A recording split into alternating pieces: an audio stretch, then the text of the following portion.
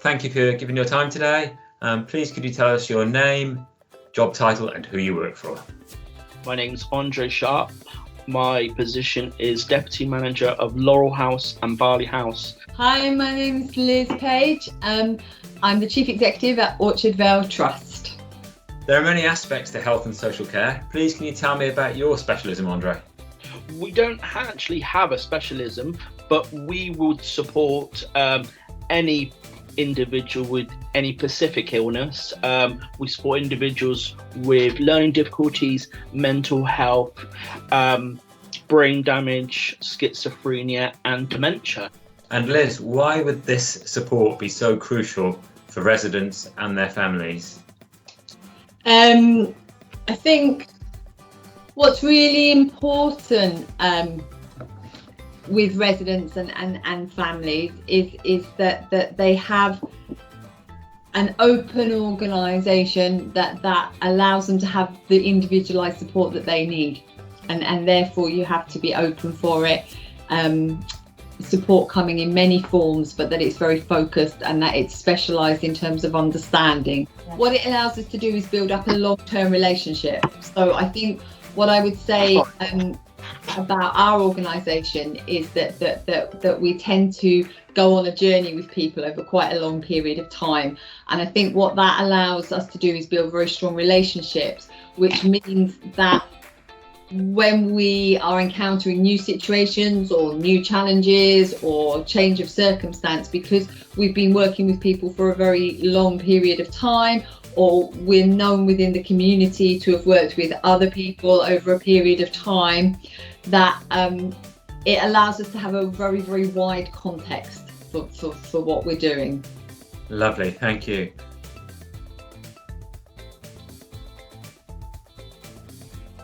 And what do you and your team find most enjoyable in your field of work? Being able to provide care to allow people to have the best quality of life, and knowing that every day is going to be different.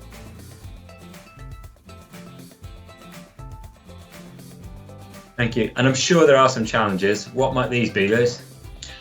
So I think that the biggest challenge working with adults with learning disability is the perception of others. So I think there are a lot of preconceived ideas about what being an adult with a learning disability means, and I think in particular that there's a potential for people to make quite profound assumptions, almost sort of childlike assumptions about adults with learning disability. And because it's quite a hidden disability often, there's a real challenge in getting people to understand the capacity and the understanding and the ability that the people we work with have, and that you're actually just trying to overcome a disability, and that actually the person who's best informed to do that is the person with that disability. And I think that for me is the biggest challenge, that people make huge assumptions as though there's a one size fits all description of adults with learning disability, and they're as varied as any other group within a population. Thank you, that's really insightful.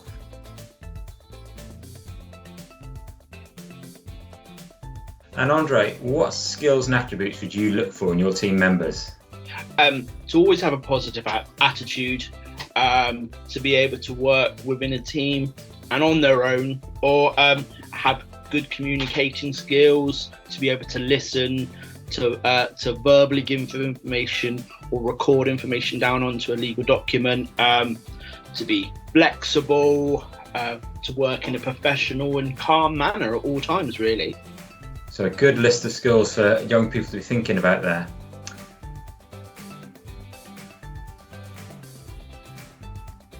And finally, Liz, would you be able to set out a practical task that someone could try at home which relates to your work? Yes, I think a really, really good task is if you look at a set of written instructions like a recipe, and you think about how you would share that with somebody who wasn't necessarily very literate. So if you took a simple cooking recipe and thought about how you would represent that visually, but for somebody who couldn't read, because quite often verbal communication is quite, or written communication is quite a challenge for adults with learning disability, but actually they're more than capable of actually carrying out the task. It's the way the instructions presented. So just a very simple recipe that somebody could represent without the words would be really great. Brilliant. Thank you, Liz, and thank you, Andre. Really appreciate your time there.